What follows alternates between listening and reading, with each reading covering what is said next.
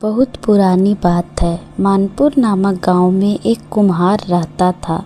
कुम्हार के 4 पुत्र थे। चारों पुत्र धीरे धीरे बड़े हो रहे थे। कुम्हार के 3 बेटे तो पढ़ने में काफ़ी तेज थे, लेकिन छोटा बेटा को पढ़ने लिखने में मन नहीं लगता था और वह मंदबुद्धि था। लेकिन उसमें एक विशेषता थी, वह देखने में बहुत ही सुंदर था और उसका शरीर उतना ही बलशाली था। तीनों बेटे अच्छे से अपना कारोबार कर लिया, लेकिन छोटा बेटा कुछ नहीं कर सका। कुम्हार को उसकी जीविका के लिए बड़ी चिंता हो रही थी। काफ़ी सोच विचार के बाद वह इस नतीजे पर पहुंचा, क्यों न मैं अपने छोटे पुत्र को पहलवानी सिखा दूं। वैसे भी इसका शरीर देखने में पहलवानों जैसा है। अभी तो उस कुम्हार ने अपने छोटे पुत्र को पहलवानी सिखाना शुरू कर दिया। उससे बहुत अच्छे अच्छे पहलवानों के पास लेकर जाता। कुम्हार का छोटा बेटा बहुत जल्दी बड़ा ताकतवर पहलवान बन गया। धीरे धीरे समय निकलता गया। कुछ समय बाद कुम्हार ने अपने तीनों बड़े पुत्रों का विवाह तय कर दिया। जब कुम्हार के बड़े पुत्रों का विवाह हो गया तो तीनों पुत्रों की स्त्रियां थी, वह कुम्हार के छोटे बेटे से दिन रात जलने लगी। वो सोचने लगी, ये छोटा वाला देवर कुछ काम धाम तो करता नहीं, पूरा दिन पड़ा पड़ा खाता रहता है और हमारे पति काम धंधे में लगे रहते हैं और यह बैठे बैठे मौज उड़ाता है। यह सोचकर कुम्हार की तीनों बहुओं ने अलग होने के लिए विवाद खड़ा कर दिया। जब बहू अलग होने की जिद करने लगी तो किसान ने सोचा, अभी मुझे अपने छोटे पुत्र का भी विवाह कर देना चाहिए। यही सोचकर किसान किसी प्रकार अपने छोटे पुत्र का विवाह भी संपन्न करा दिया। संयोग से पहलवान की पत्नी बहुत सुंदर और बुद्धिमान थी। आसपास के क्षेत्र में कोई भी स्त्री उसके समान सुंदर नहीं थी। अभी छोटे पुत्र का विवाह होने के बाद कुम्हार ने अपने चारों पुत्र को अलग अलग कर दिया, ताकि घर में किसी बात को लेकर विवाद न हो। अभी चारों बेटे अलग हो गए तो कुम्हार के तीनों बड़े बेटे जो काफ़ी बुद्धिमान थे, वे तीनों अच्छी तरह से कमाने लगे। परंतु छोटा बेटा पहलवान था, उसका सिर्फ एक ही काम था, अच्छा अच्छा खाना और प्रतिदिन पहलवानी करना, जिस कारण जल्दी ही उसके घर पर कंगाली आने लगी।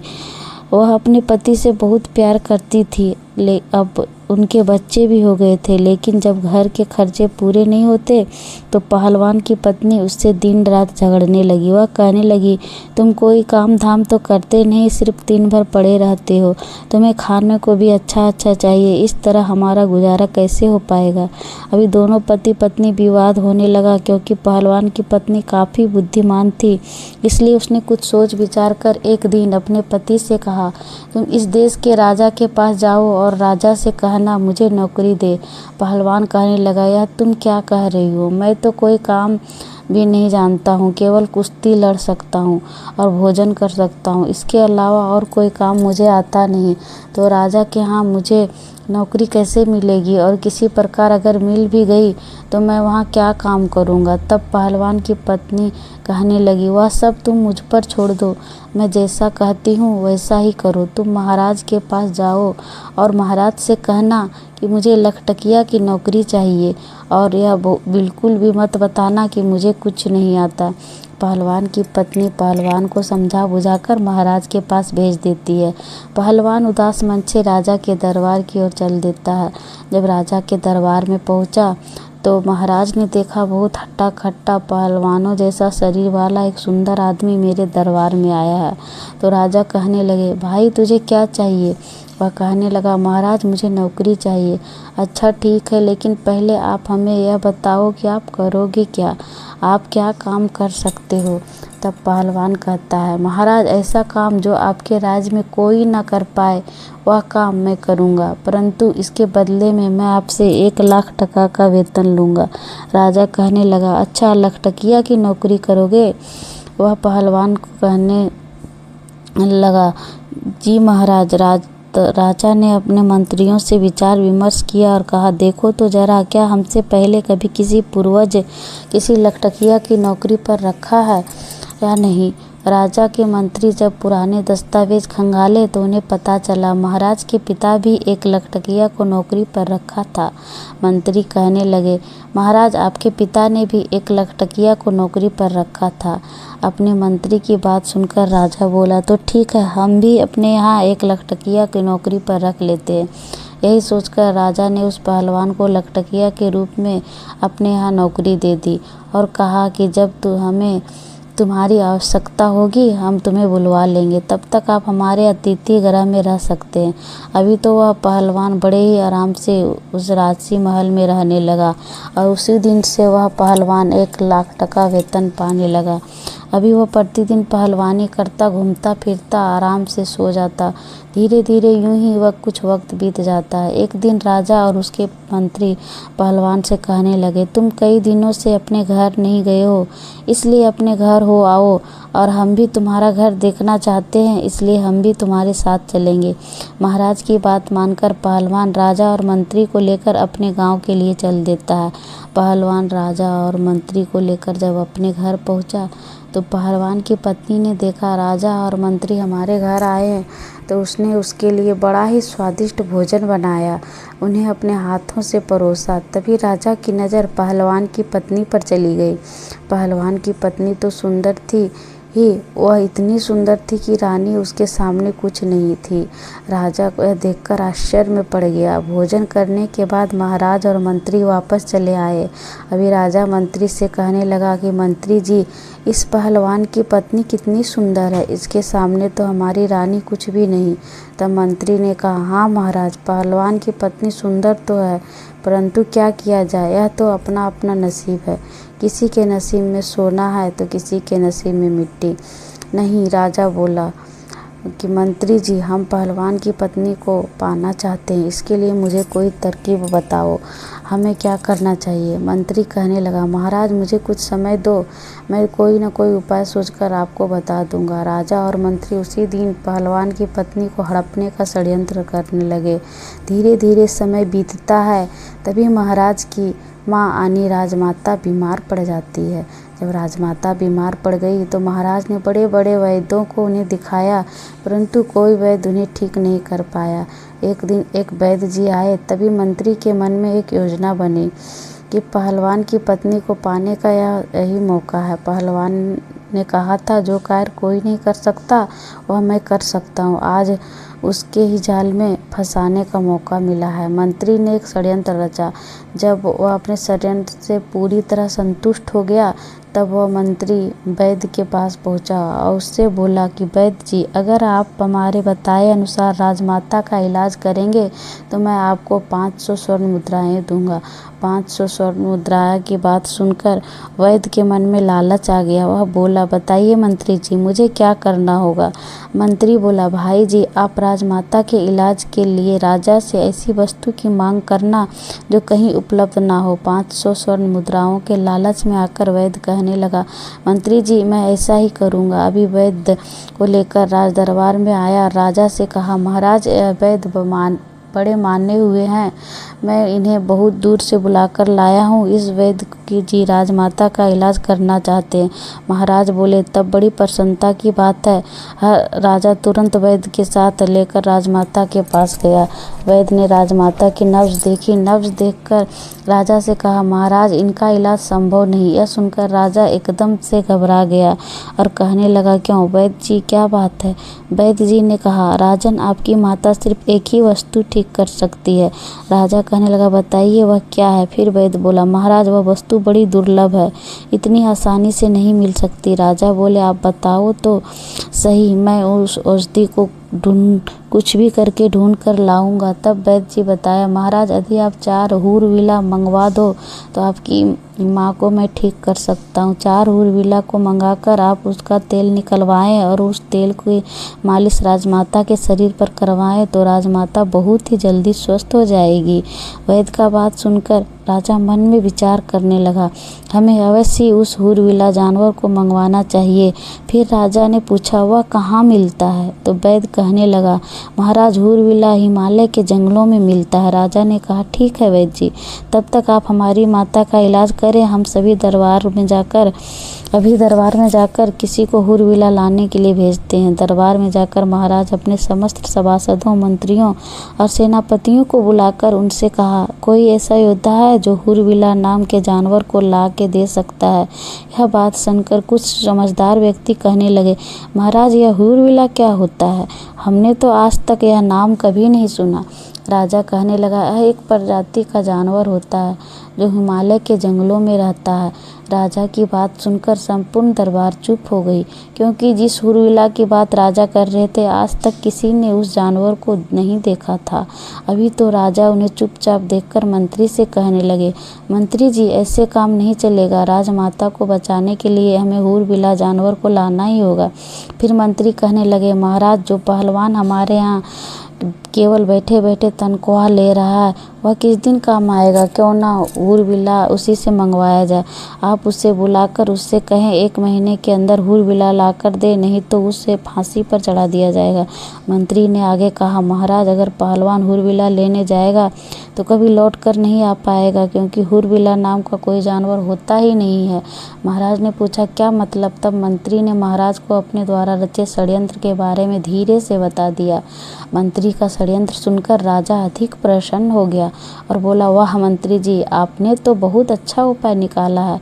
हम कल ही उस पहलवान को हुरविला लाने के लिए भेज देंगे। अगर वह खाली हाथ आया तो हम उसे फांसी पर चढ़ा देंगे और पहलवान की पत्नी को हम अपनी रानी बना लेंगे। अभी तो राजा के बिना देर किए ही कुछ नौकर को भेजकर पहलवान को अपने दरबार में बुला लिया। पहलवान के दरबार में आते ही महाराज कहने लगे, हे पहलवान, तुम काफ़ी समय से बैठे बैठे वेतन ले रहे हो, अभी तक तुम्हारा हमारा कोई काम नहीं किया। अभी तुम्हारे लिए एक आवश्यक काम आ गया है। पहलवान बोला, आदेश दीजिए महाराज, मैं अवश्य करूँगा। तब राजा कहता है, हमें 4 हुरविला जानवरों की ज़रूरत है। उसका तेल निकलवाना है और तेल निकलवा कर राजमाता के शरीर पर मालिश करवानी है, जिससे उनकी बीमारी दूर हो सके। राजा की बात सुनकर पहलवान सोच में पड़ गया और कहने लगा, महाराज मुझे कुछ समझ में नहीं आया, यह हुरविला क्या होता है? राजा ने कहा, हम भी नहीं जानते, लेकिन यह सिर्फ तुम ही कर सकते हो। तुमने कहा था जो काम कोई नहीं कर सकेगा वह मैं करूँगा, इसलिए हमने तुम्हें इस कार्य के लिए चुना है। काफ़ी सोच विचार करने के बाद पहलवान कहने लगा, ठीक है महाराज, आप मुझे कुछ समय दीजिए। तब महाराज बोला, आपको 1 महीने का समय देता हूँ। यदि आप 1 महीने में 4 हुरविला नहीं ला पाए तो आपको फांसी पर चढ़ा दिया जाएगा। पहलवान महाराज की बात सुनकर घबरा जाता है और महाराज से आदेश पालन करने के लिए हिमालय की ओर चल देता है। रास्ते में वह सोचता है कि हमने तो कभी इस जानवर के बारे में नहीं सुना, न कभी देखा है। शायद मेरी पत्नी इस बारे में जानती हो। यहाँ से जाने से पहले अपनी पत्नी से मिल लेना चाहिए, अभी तो इस समस्या का वही हल बता सकती है। वही सोचकर वह सीधा अपने घर लौट जाता है और अपनी पत्नी को सारी बात बता देता है। पहलवान की पत्नी जब सारी बात सुनी, उसके मन में विचार किया कि ऐसा तो कोई जानवर होता ही नहीं है। शायद महाराज मेरे पति के लिए कोई षड्यंत्र तो नहीं रचा है। बहुत सोच विचार करने के बाद बोली, ठीक है, तुम महाराज ने 1 माह का समय दिया है। मेरे मायके में बहुत हुरविला मिलते हैं। तुम ऐसा करो, मेरे मायके चले जाओ, वहीं पर रहना। जब तक मैं खबर न भेजूं तब तक वापस मत आना। मैं अपने भाइयों से कहकर हुरविला मंगवा दूंगी। यह बात सुनकर पहलवान खुश हो जाता है और अपनी ससुराल चला जाता है और वहीं पर आराम से रहने लगता है। इधर पहलवान की पत्नी सोचा, राजा या उसके आदमी मेरे पति को ढूंढते हुए यहाँ तक जरूर आएगा। उसने सारी परिस्थितियों को पहले से ही समझते हुए अपने आंगन में 100 हाथ गहरा एक कुआं खुदवा दिया और उसके ऊपर कच्चे धागे से चारपाई बुनकर उसके ऊपर ढक दी और उस चारपाई के ऊपर अच्छे से मखमली बिस्तर लगा दिया। उधर राजा ने सोचा, यही सही मौका है, पहलवान के घर चलकर उसकी पत्नी से अपने प्रेम का इजहार कर देना चाहिए। पहलवान के दरवाजे पर पहुंचकर राजा ने दरवाज़ा खटखटाया और आवाज़ लगाए। पहलवान की पत्नी ने आकर दरवाज़ा खोला। द्वार पर राजा को देखकर वह कहने लगी, महाराज आप इस समय मेरे पति घर पर नहीं हैं। इसलिए आप बाहर ही विराजिए, मैं आपके लिए भोजन पानी लेकर आती हूँ। राजा कहने लगा, अरे नहीं, मैं बाहर क्या करूँगा, मैं भी आपके साथ अंदर ही चलता हूँ। पहलवान की पत्नी को अपने जाल में फंसाने की नीयत से राजा कहने लगा, हे सुंदरी, लगता है कि पहलवान आपको अच्छे से नहीं रखता। अरे वह आपको क्या अच्छे से रखेगा, वह तो खुद ही दूसरे की नौकरी करता है। अगर तुम हमारे महलों की रानी होती तो तुम्हारी ज़िंदगी कितनी खूबसूरत होती। राजा के मुख से जब इस तरह की मीठी मीठी बातें पहलवान की पत्नी ने सुनी तो समझ गई कि राजा की नीयत खराब है, इसलिए अभी इनको सबक सिखाना चाहिए। पहलवान की पत्नी ने राजा से कहा, आइए महाराज, अंदर आइए, आप ठीक कह रहे हैं। पहलवान किसी भी तरह मेरे योग्य नहीं है, अभी मैं ही उसको छोड़ दूंगी और आज से ही आपके साथ ही रहूंगी। राजा उसकी बातों में आ गया और उसके साथ अंदर चला जाता है। घर के आंगन में पहलवान की पत्नी ने जो कच्चे सूत का पलंग बनाकर कुएं के ऊपर बिछा कर रखा था, उसके ऊपर मखमल की चादर बिछा रखी थी। उसी चारपाई की ओर इशारा करते हुए पहलवान की पत्नी ने राजा से कहा, महाराज आप इस चारपाई पर बैठिए, मैं अभी आई। जैसे ही महाराज उस चारपाई पर बैठता है तो कच्चे धागे से बनी चारपाई टूट जाती है और महाराज सीधे उस कुएं में गिर जाता है और उनको बहुत चोटें आती है। महाराज के कुएं में गिरते ही पहलवान की पत्नी जोर जोर से हंसने लगती है और कहती है, महाराज आप इस कुएं के अंदर ही अपना राजपाट चलाइए। यह सुनकर महाराज सोचने लगा, यह क्या हुआ, अभी तो मैं फंस गया। इधर महाराज नीचे गिर जाते हैं, उधर पहलवान बड़े आराम से अपने ससुराल में रहकर समय गुजार रहा था। 2 दिन बाद जब राजा अपने दरबार में नहीं पहुंचा तो मंत्री विचार करने लगा, महाराज को क्या हुआ। महाराज 2 दिन पहले पहलवान की पत्नी के पास गए थे, ना जाने वहाँ क्या कर रहे हैं, मुझे भी चलकर देखना चाहिए। ऐसा विचार करके मंत्री भी पहलवान के घर की ओर चल दिया। मंत्री पहलवान के द्वार पर पहुँचता है और आवाज़ लगाई तो पहलवान की पत्नी बाहर आती है। बाहर आकर देखा तो राजा के मंत्री खड़े हैं। वो बोली, कहिए मंत्री जी, कैसे आना हुआ। मंत्री कहने लगा, मैं महाराज से मिलने आया हूँ और 2 दिन से आपके यहाँ ही रह रहे हैं।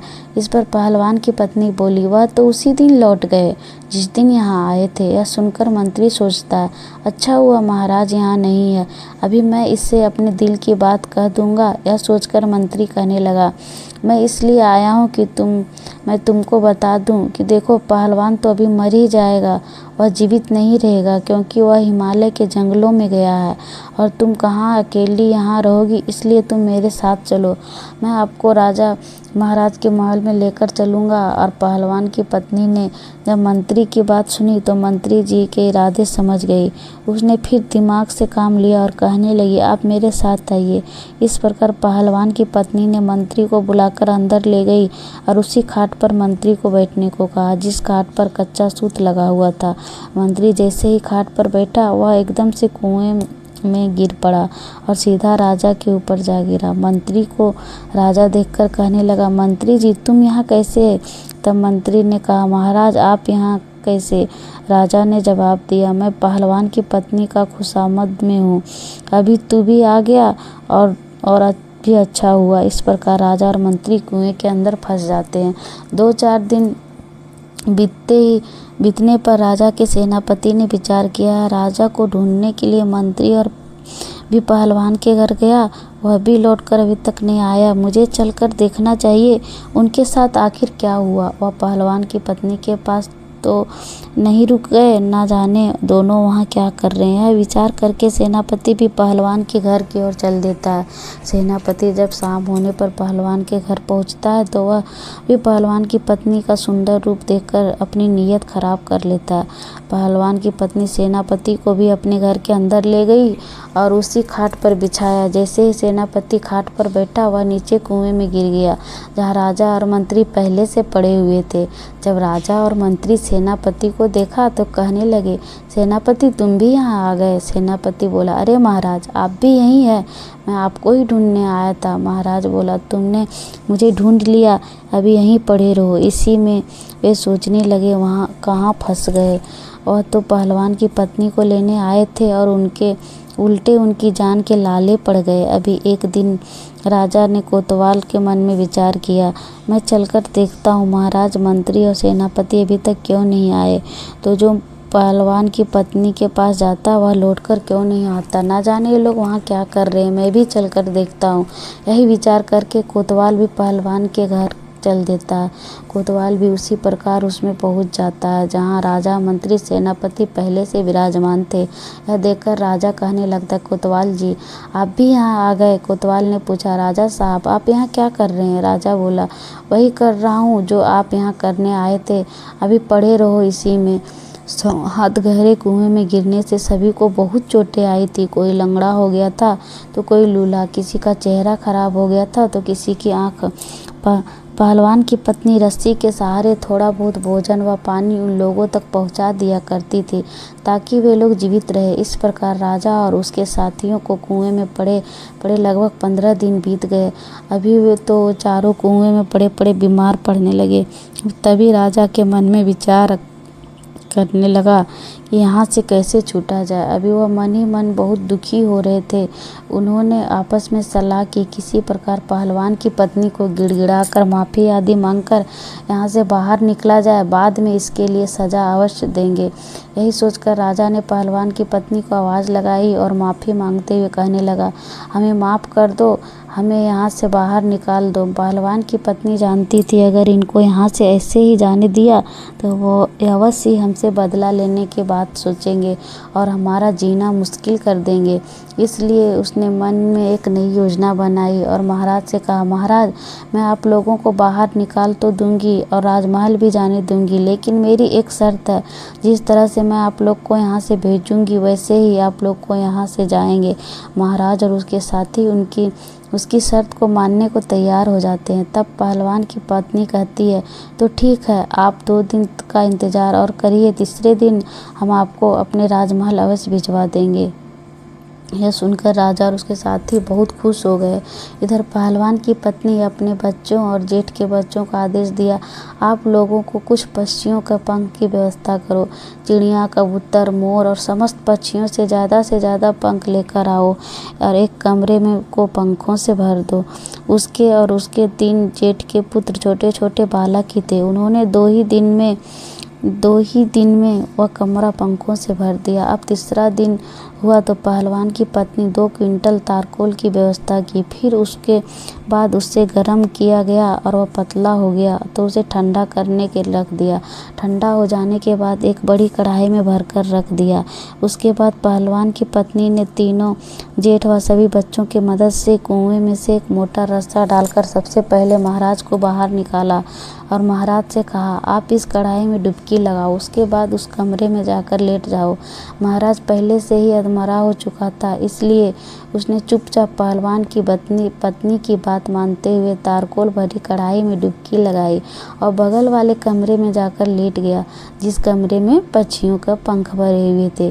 शरीर पर तारकोल होने के कारण जैसे ही कमरे में लेटा तो उसके पूरे शरीर पर पंख ही पंख चिपक गए। इसी प्रकार एक एक करके चारों को कुएं से निकाला गया और तारकोल में स्नान कराया गया। उसके बाद पंख वाले कमरे में भेजकर उन्हें लिटाया गया। चारों तारकोल में डुबकी लगाने के कारण पहले से ही काले हो गए थे। अभी तो उनके शरीर पर पक्षियों के पंख भी चिपक गए थे। अभी वह एक अजीब प्राणी की तरह दिखने लगे। कुएं में गिरने के कारण वह पहले से ही चोटिल हो गए थे और इतने दिन कुएं में बंद रहने की वजह से उनका स्वास्थ्य भी खराब हो गया था, जिस कारण कोई प्रतिरोध करने की स्थिति में नहीं थे। लेकिन मन में सोच रहे थे कि एक बार यहाँ से छूटकर राजमहल तक पहुँच जाए, इसके बाद इस पहलवान की पत्नी को ऐसा सबक सिखाएंगे कि जिंदगी भर याद रखेगी। इधर पहलवान की पत्नी ने मायके खबर भेजकर अपने पति को वापस बुला लिया। पहलवान ने जब घर वापस आया तो उसकी पत्नी ने कहा, देखो मैंने 4 हुरविला जानवर की व्यवस्था कर दी है। चारों हुरविला अंदर कमरे में बैठे हैं। पहलवान ने देखा कमरे में बड़े ही विचित्र प्रकार के 4 जानवर बैठे हैं। देखने में तो इंसान जैसे ही लग रहे थे, लेकिन उनका शरीर काला और पूरे शरीर की तरह के रंग बिरंग पंख लगे हुए थे। उन चारों प्राणियों को देखकर पहलवान बड़ा ही प्रसन्न होता है। पहलवान की पत्नी बोली, आप इन्हें रस्सी से बांधकर राजमहल ले जाइए। वैसे तो यह बड़े सीधे साधे हैं, चुपचाप चले जाएंगे, लेकिन यदि इनमें से कोई रास्ते में उत्पात करे तो उनकी पिटाई के लिए एक मोटा डंडा भी लिए जाना। पहलवान खुश होकर उन चारों को गले में रस्सी का फंदा डालकर उन्हें लेकर राजमहल की ओर चल देता है और अपने हाथ में एक मोटा डंडा ले लेता है। बेचारे पहले से ही लंगड़े लूले हो गए थे और उनकी हालत भी खराब थी, और ऊपर से पहलवान ने डंडा खाने का डर भी था, इसलिए वह चारों चुपचाप महल की ओर चल देते हैं। पैदल चलते हुए पहलवान उन्हें लेकर राजमहल पहुंचा। तब तक शाम हो गई थी। पहलवान सोचने लगा, अभी तो शाम हो गई, महाराज भी अपने कक्ष में चले गए होंगे, इसलिए कल सुबह इन्हें महाराज के सामने पेश करूंगा। यही सोचकर पहलवान उन चारों को एक कोठरी में बंद कर देता है और जाकर सो जाता है। अभी राजा, मंत्री, कोतवाल और सेनापति विचार करने लगे, सुबह पहलवान हमें दरबार में पेश कर दिया तो फिर महारानी हमारा तेल निकलवा लेगी, क्योंकि उन्हें भी राजमाता को ठीक करने की चिंता है। राजपुरोहित कल ही हमारा तेल निकलवा देंगे। अभी हमारी मृत्यु निश्चित है। अगर हम किसी तरह किसी को सच बताते हों तो इस तरह से हम पहचाने गए तो संपूर्ण नगर में हमारी हंसी हो जाएगी, इसलिए जल्दी कोई उपाय करना चाहिए। तभी अचानक राजा कहने लगा, इस कोठरी में एक गुप्त सुरंग है, हमारे शयन कक्ष तक जाती है। आप लोग ऐसा कीजिए, इस पत्थर को उठाइए और मुझे उस सुरंग में उतार दीजिए। उन चारों ने जोर लगाकर पत्थर उठाया और राजा को सुरंग के नीचे उतार दिया। राजा सुरंग के माध्यम से अपने कक्ष में पहुंच जाते हैं। राजा के महल में जाकर आवाज़ लगाई और महल से जब रानी निकलकर देखा तो राजा को देखकर वह एकदम घबरा गई, क्योंकि राजा तो विचित्र रूप में था। उसके शरीर पर पंख ही पंख लगे हुए थे। ऐसा जानवर या आदमी उसने आज तक नहीं देखा था। रानी चीख पड़ी। रानी की आवाज़ सुनकर नौकर चाकर, दास दासियां और कुछ सैनिक वहां इकट्ठा हो जाते हैं। सबने मिलकर महाराज की बहुत पिटाई की और कहने लगे, मारो मारो, जाने कौन सा जानवर यहाँ घुस आया। राजा चिल्ला चिल्ला कर कह रहा था, मुझे मत मारो, मैं महाराज हूँ, लेकिन वहाँ राजा की कोई नहीं सुन रहा था। पीटने के बाद राजा की आवाज़ रानी पहचान लेती है। तब रानी ने सभी दास दासियों को कमरे से बाहर निकालकर राजा से पूछा, आप महाराज हैं तो आपके साथ यह क्या हुआ? आपने ये क्या हुलिया बना रखा है? तब राजा बोले, पहले शांत हो जाओ, चुपचाप मुझे स्नान घर में ले चलो और थोड़े से मिट्टी के तेल की व्यवस्था करो। मुझे जल्दी जल्दी उस मिट्टी के तेल से स्नान कराओ। रानी ने अपने से नौकर से कहकर मिट्टी के तेल में स्नान कराया, जिससे राजा का शरीर का जो तारकोल था वह छूट गया और राजा अपने वास्तविक रूप में आ जाता है। राजा रात को आराम से अपने महल में सो जाता है और सुबह शाही कपड़े पहनकर अपने दरबार में जाकर बैठ जाता है। जब सवेरे होता है तो पहलवान जागता है और वह सबसे पहले कोठरी में जाता है। उसने रात को चार हूरबिलाओं को कैद किया था। जैसे ही पहलवान अंदर पहुंचा, उसने देखा 4 हूरबिलाओं में से एक हूरबिला गायब है। 3 ही हूरबिला बचे हैं। अभी तो वह डंडा लेकर उन तीनों को मारने लगा और पूछने लगा, बताओ एक कहाँ गया? तीनों कहने लगे, देखो भाई, हमें मत मारो, हम आपको सब कुछ बता देंगे। पहलवान कहने लगा, जल्दी बताओ, क्योंकि महाराज 3 हुरबिला देखेंगे तो हमें फांसी पर चढ़ा देंगे।